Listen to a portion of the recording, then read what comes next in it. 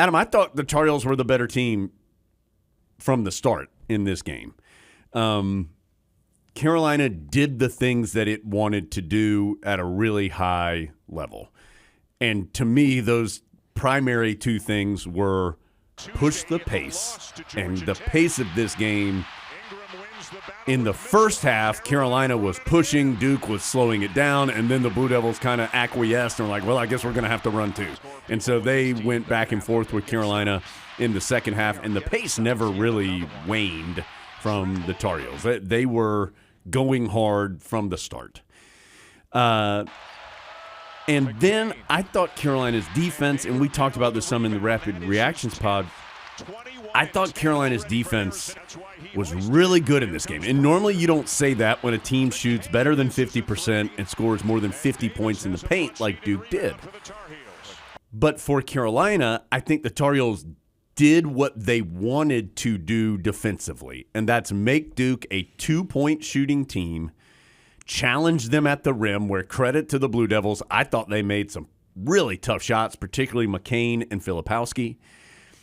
Carolina did not let Duke get a lot of open threes, a couple, but not a lot. Even down the stretch, Carolina ran Duke off the three-point line really well in the last 5 or 6 minutes in particular, where the Blue Devils needed points to get back in the game. And the Tar Heels didn't let Duke get easy threes in transition, which is something Duke likes to do. So from those two areas, and obviously Ingram and Bacon, and we'll talk about the individuals, but from the team perspective, I thought those were the two dominant parts about this game, and it was what Carolina wanted to do and what the Tar Heels went out and did. I thought it was interesting that John Shire said something about he felt like Carolina's effort was greater than Duke's, and I wondered if maybe that was an impression he formed early in the game when the tempo you're talking about really did seem startlingly different. Carolina was running after makes, and Duke was having trouble running anytime. Well, and just the only reason, because I'm right there next to their bench, John Shire was actively slowing Duke down early in the game. It would be if they got a rebound and they kind of started, and he would be up and holding them back and calling a play. And if you look at Duke's tempo in total with John Shire as the head coach, it is slower than it used to be. And it was clear that they were trying to make it more of a possession-by-possession type of game. And remember, last year, the final scores in those two games, Duke won them both, was 63-57 and 62-57. So they achieved that goal last season. They did not achieve that goal on Saturday. And I thought it was kind of interesting that did seem to be their goal, given that Hubert Davis, who knows which of the 800 times that you talked to him he said this, but I think it might have been in here, said that Duke gets a lot of their threes off transition. Well, I said that. I know I said that to him in our pregame interview, which I think is an accurate statement, and I still think it's an accurate statement. And that's when he talked about the fact that, and I think he's right, and you saw it play out this way, that he isn't worried about transition defense for his team. And he said this a couple times recently, maybe once in here, definitely said it on the pregame on Saturday, because he feels like his team controls that aspect of the game every single time. If it has quality possessions, doesn't turn it over, which the Heels didn't. Season low, tying 5 turnovers in this game. If they get to the free throw line, which they did, all the things that Carolina wants to do, again, it did in this game. And this is very unscientific, but the times I've watched Duke, it's felt like a lot of their threes come off offensive rebounds where Ryan Young or somebody grabs it, and absolutely he's not going to shoot it, so he throws it out. And I thought Carolina did a good job in that area and making sure that didn't happen. Like messy plays. Like the ball gets loose and people are diving for it and Duke gets it, and then all of a sudden Proctor has a wide open look for three or something. Right. Cormac Ryan on Proctor was a good move. Yes, a little more size on Proctor.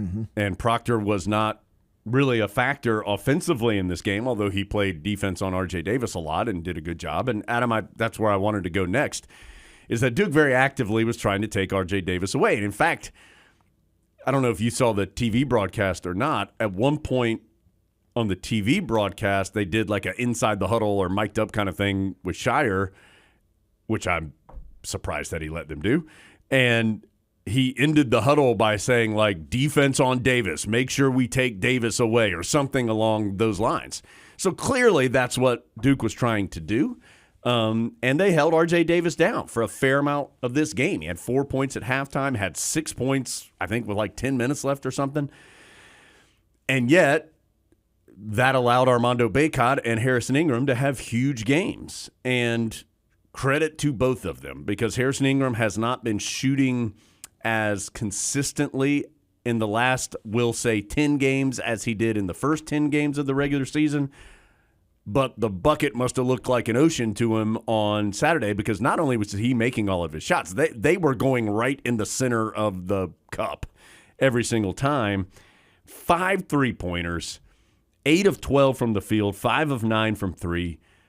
Carolina career high for him, 21 points, 13 boards. He was all over the place. There was that one play where he dove on the floor and slung the ball back out to Cadeau, and Carolina quickly worked it back to Ryan for a big three. He was the biggest factor. He was 1A, and 1B was Armando Bacot. And Hubert Davis said in the pregame, Adam, that Armando Bacot had to be a dude for Carolina to be as good as it can be, and he was a dude in this game. And it was two. Credit to Filipowski, too. I mean, these were two good players going at each other, and at different times they each had success. But it felt like, I don't know the right way, it felt like Bacot's success was more impactful success than Filipowski's. And not just because Carolina won the game. I mean, Filipowski had, 22 points and 5 rebounds. Bacot had 25 points and 10 rebounds, and I just felt like Bacot's points and rebounds were a bigger deal for some reason. And assists. I think the five assists were and just 2 turnovers, even though Duke was doubling him for most of the game. And Coach Davis made a big deal about the way he handled the double teams with you after the game, and then with Armando on Sunday in practice. Talked about it in front of the whole team about how much better Armando's gotten in that area and how integral that was to the win. I mean, Armando was the dudenest dude since Charles Scott as far as games against Duke go. First Tar Heel and only the second Tar Heel ever with 25, 10, and 5 against Duke. I mean, that Carolina went to him on the very first play to try to get him involved. A play that Carolina had worked on and practiced multiple times the day before, and then immediately went to it. It worked just like it had been working in practice, and he got a clean. I thought that was and when it works, obviously, it's a great idea. But it worked, and it was a great idea. It got him the ball in great scoring position where he didn't have to do anything. He just caught it, was right there to score, and that kind of set the tone for him, it felt like, in the game. Well, and I don't think Duke's strategy of let's do everything we can to stop R.J. Davis was a bad strategy. No. That's probably what I would do, too. But by doing that, you're saying we want Harrison Ingram and Armando Bacot to beat us. Well, they did. Yeah. And I thought Duke's strategy of forcing Elliot Cadeau to shoot jump shots, that was a good idea, and that one did work. Well, I don't know what Duke fans think about Jon Scheyer. I thought both of these coaches made some strategic moves throughout the game that were good moves. To your point, when Elliot Cadeau they were leaving Elliot Cadeau. Hubert Davis did the right thing and set him down for a second to chill him out. And then when he put him back in, then when they doubled off Cadeau became a screener for R.J. Davis, and all of a sudden it was R.J. Davis, even though they weren't doubling off of R.J. He was the one who was getting the open looks, and he hit a couple of big threes off of that action in the final, I'll say, 10 minutes or so of the ball game. And that was something subtle, and actually Tyler Zeller, again, confirmed doing the analysis work on the radio for this one, brought that up, that it was Cadeau was now set instead of the guy was doubling off Cadeau, but no longer was Carolina kicking out to him. He was setting a screen to get R.J. Davis free, finding him. It was just like the game within the game a little bit, I guess. And then the way that Duke was trying to get the ball into the person's hands that they wanted to foul late in the game. And then Carolina would counter and make sure that either Cormac Ryan or R.J. Davis had the ball because those are the guys they wanted at the line. I just thought both coaches made some quality strategic moves in this game. I thought this was overall a well-played, well-coached game. I can't imagine Duke left this game feeling like it played poorly. And again, I don't see Duke all the time. I thought Duke played well. I just think Carolina was better. Just from start to finish, Carolina was just better in this game. It took a high level of play from Carolina to be better, but the Tar Heels were better from the start. It's not very many Carolina Duke games where you see one side build a multiple possession lead and then hold it the rest of the game. Right, yeah. Duke led 2-0. Carolina then scored on the next two possessions and never trailed. Duke tied it once or twice after that. The last time it was tied, I think, was 22-22. And Carolina held the lead the rest of the game. And honestly, once it was 22-22, Carolina got it out to like 6-8. And it lived there for a large portion of the first half. It was 10 at halftime and then kind of lived in that 8 to 13 point range in the second half, where the game was never over, but Carolina always had control, it felt like. Well, another thing that I thought was well done about this game, and with one glaring exception, thought this is how I would want the game to be called. Yeah. The flagrant foul against R.J. Davis, accepted. The rest of it, the players made the plays, and nobody was blowing their whistle if they thought there might be a foul or if it looked like there was going to be a foul. You had to get fouled in order to get a foul. That's how you should play. And it was funny in the first half. Elliot Cadeau very obviously like throwing his hands up in the air, putting them behind his head, doing whatever he can to not foul someone, and he didn't get in foul trouble, but it also wasn't that kind of called game. So I thought the officials did a really good job letting this be a Carolina Duke game and not an official show.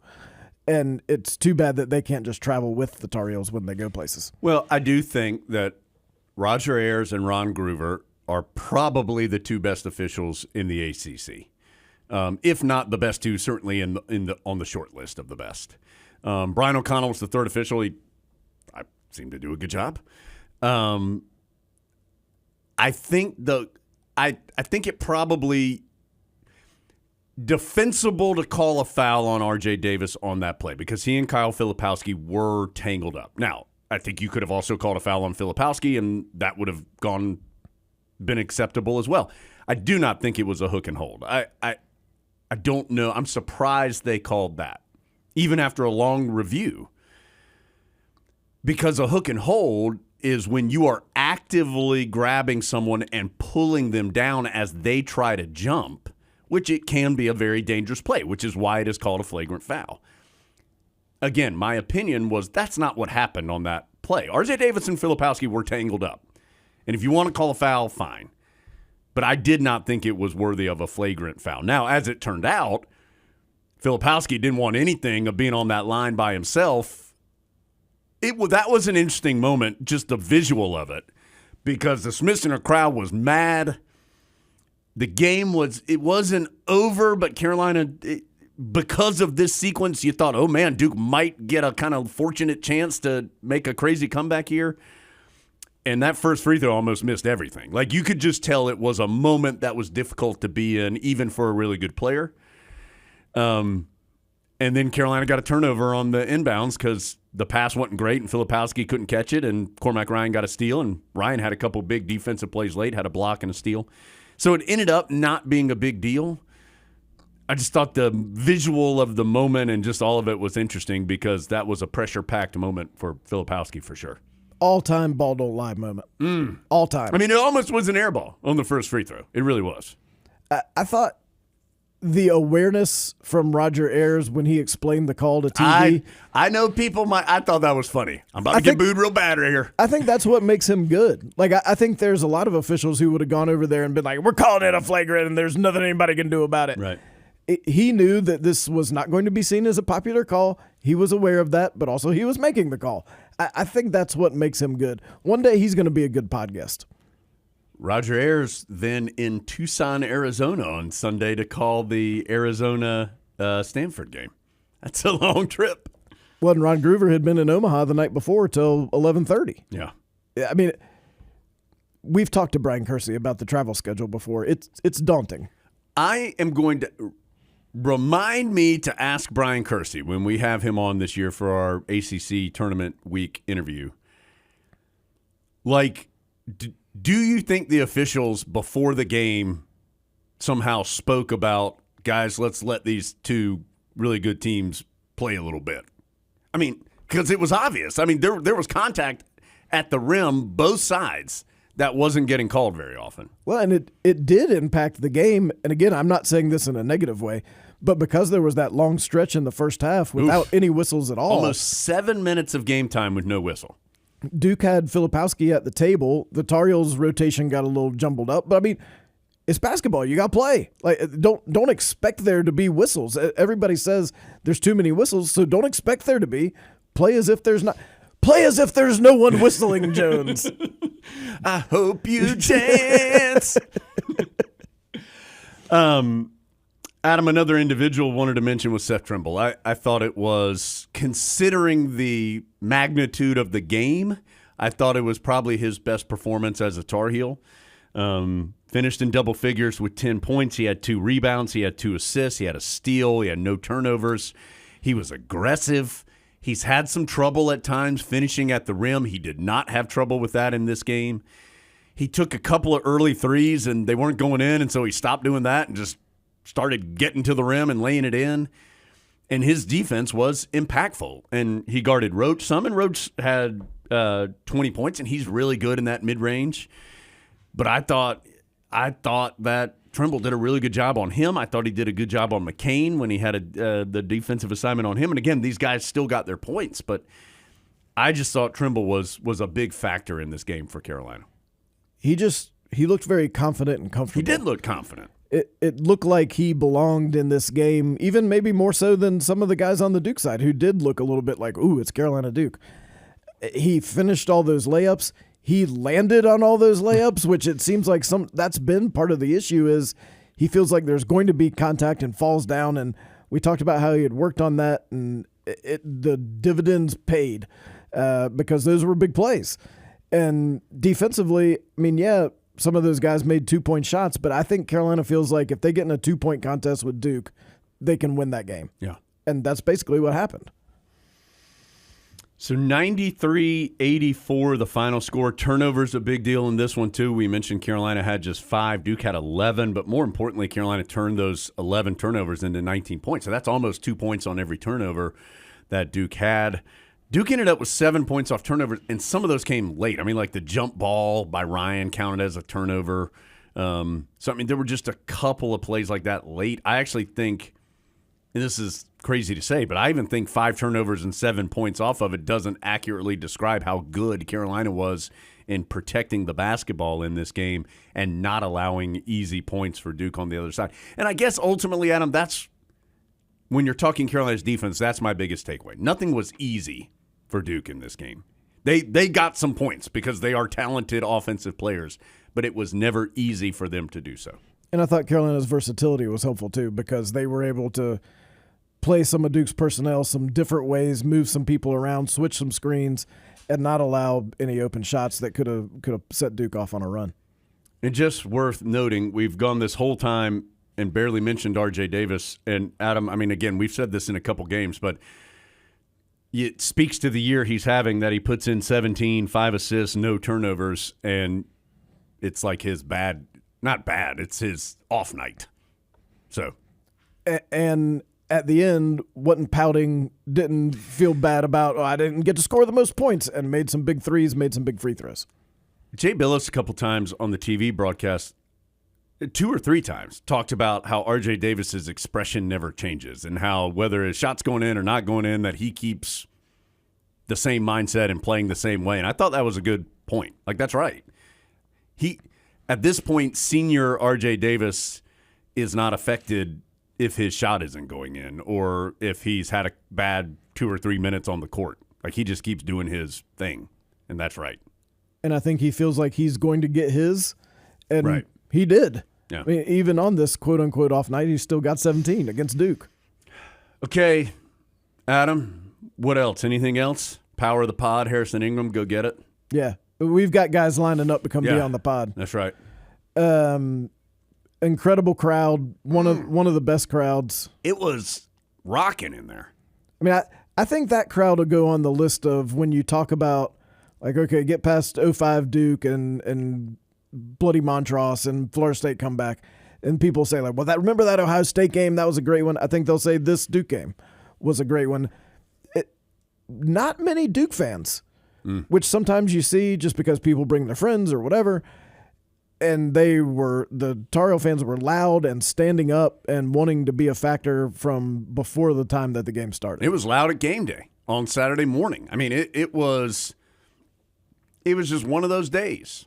And you can read Adam's pinned column afterwards that discussed some of this. But, I mean, from start to finish, it was just an electric day in Chapel Hill, and the team met that level of electricity. Tip-off club bumping. Tip-off club. Adam, should they do that for every Saturday game? Now, it's Duke. I get it's Duke. Leave it open. Leave it open and run the game on the big screen out in front of the building. For Saturday games only. Right, yeah. That's definitely a weekend move. Could you do that for games that maybe aren't at the Smith Center?